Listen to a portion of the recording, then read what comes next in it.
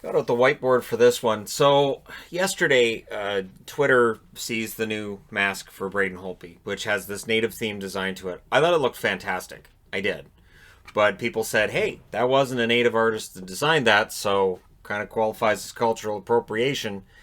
Braden Holtby comes out and says, yep, all right, well, we'll go back to the drawing board. I'll get a native artist to design it.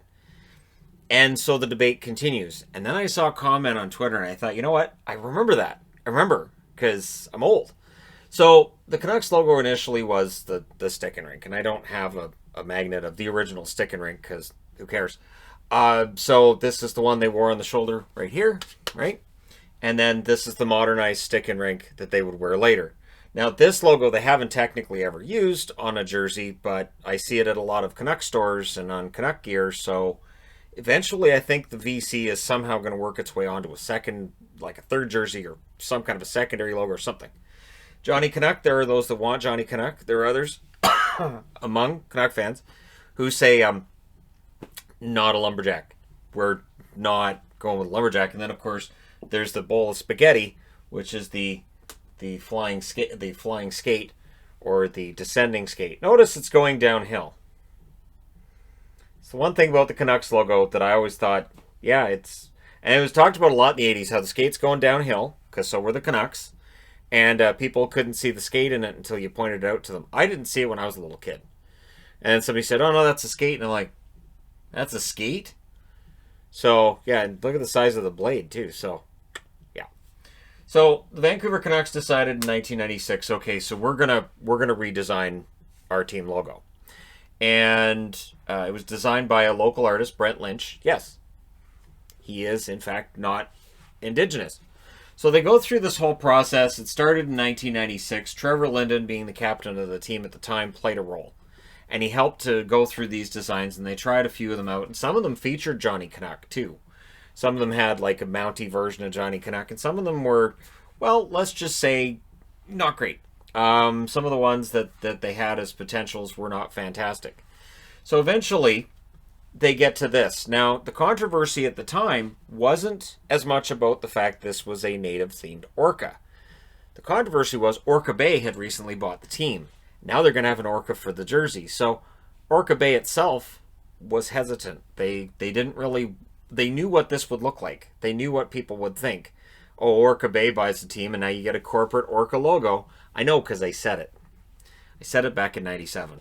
I was quite upset when the Canucks went from this to this because I had an emotional attachment to this. Not because this was a particularly beautiful logo, but because, again, this to me looked corporate. And at the time, the Canucks were doing a nosedive in the standings. These things combined to make for a lot of people to hate on this. But local native artists did come forward. There was one in particular that had drawn an orca that was extremely similar, if not identical, to this.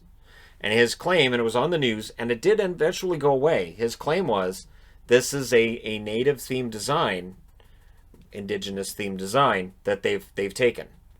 And now the Canucks are going to use it, but rightfully it's mine. And I don't think he took it to court. I don't think there was a court case born out of it. But it disappeared. We didn't have social media back in 1997. We didn't have this massive outcry and outrage over what right now people would look at if the Canucks went to this logo now and they would say it was cultural appropriation. And there's been other goaltenders in the Canucks' time since they went to this logo who used native designs, totem poles on masks. It wasn't completely out of the realm of possibility that a goaltender would do that because of how this looks. And because it matches the rest of the jersey. Now, I don't know how this ends up coming into it, but it will. At some point in time, the question's going to come up again about whether or not, because we're in 2020, so why not? Whether or not this logo, do you need to do a redesign? And again, I don't really have at this stage. If the Canucks said, well, we're going to stay with it, I'd be like, okay. If they said, well, we're going to make some kind of a change because. Okay. And if you've been looking for the skate jersey to come back, maybe that's how it ends up happening at some point. Because I remember at the time thinking, and I remember talking to coworkers about it and saying, did the Canucks steal this logo from a local artist? Or again, because this is such a common look, if you go around like Stanley Park, you go around gift shops around Vancouver, this kind of themed look is very common in gift shops. This is something, and again, when the Canucks went over the Orca logo, it made sense to me on some level, although Orca Bay owned them, because this is something that's very common. If you're a tourist in Vancouver, that's what you're going to get. Like if you're a tourist in Vegas, you're going to get stuff with the Vegas sign on it. If you're a tourist in Vancouver, you're probably going to get some kind of Orca themed gift stuff if you go into the tourist trap shops. And so this makes sense to me.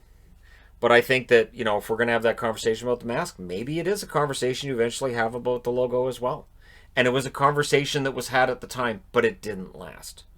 It was a conversation that lasted a couple of weeks. And then it just turned into Canuck fans complaining because Orca Bay owns them and now they're the Vancouver Orcas, which was definitely said more than once. And there's been that undercurrent among Canuck fans ever since then that have wanted to go back to this. There were some that wanted this back.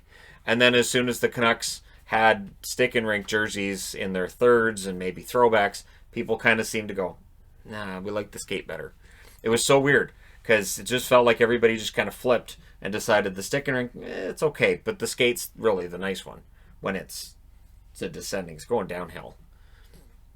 I mean, maybe the Canucks going downhill makes some sense to people, but I'm a little more optimistic than that. This is meant to symbolize it breaking through the ice. The part that I always thought was weird was that when this is white, it's ice, but when it's blue, it's water. That's always how I took it. And yet this is jagged, so it is supposed to be ice. And of course now it's white on both jerseys. But again, that conversation was had almost 25 years ago. And as we, go through all of this, I do commend Braden Holtby for his reaction. I will say that this is one of those things where if we didn't have social media, I don't think anything would have happened. I think that would have been the mask he was wearing right into next season. But we'll see. Let me know what you guys think in the comment section below. As always, don't forget to hit like and subscribe. If you're browsing your way through, you just happen upon this video. I'm still anxious to see what he ends up with for his masks, because there's been some great Canucks masks over the years. And my favorite is still Corey Hirsch, the Psycho mask. That was easily, I think, the best Canucks mask ever. And if people don't agree with me, it's standard. Thank you guys so much for all your support. I will talk to you again soon.